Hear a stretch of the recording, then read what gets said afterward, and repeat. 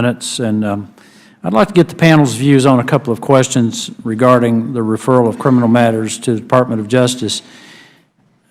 Over the last 4 years, what's your estimate of how long it took the DOJ to generally respond to your criminal referrals? And Mr. Horowitz, we can start with you. I don't have any numbers sort of handy or available. I will say we get fairly prompt attention from the department and the prosecutors we work with regularly when we do go to them with cases. Ms. Buller, was that your experience? Yes, Peace Corps is a little different also because we also have usually complicated questions involving jurisdiction, so sometimes it takes a while to work through those. Mr. Dahl? Yeah, like Mr. Horowitz, we get prompt attention from the U.S. Attorney's offices and from the Department of Justice in our criminal referrals. We made 277 last year. And we had 322 convictions last year, and so we feel like across the country we get great support for our work. Mr. Roth? DOJ is highly decentralized with 94 different U.S. Attorney's offices. I would concur with Mr. Horowitz and Mr. Dahl that it's generally good, but there are some areas in which sometimes a little extra attention needs to be paid, but I don't foresee this as a systemic issue. Do you have pending referrals left over from the last administration? The nods Yes. work on TV, but not, Yes. and not unless the camera's on you, so let the record show that the panel all said yes. How many are over a year old? Any? Do you have any that are over a year old? I wouldn't think so. I can go back and check. Like I said, as a general matter, it's a fairly prompt response for us. I don't believe we have any over a year old either. Okay.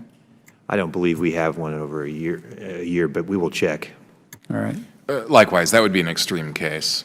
Let me ask you something. Does the Inspector General's office have jurisdiction over a case in which a federal agency violated an international treaty?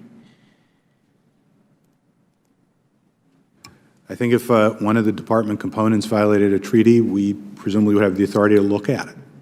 It would have to be a Department of Justice component, though, and we'd probably partner with the State Department IG if it was an international treaty, given their expertise and But you could make that referral to the Department of Justice?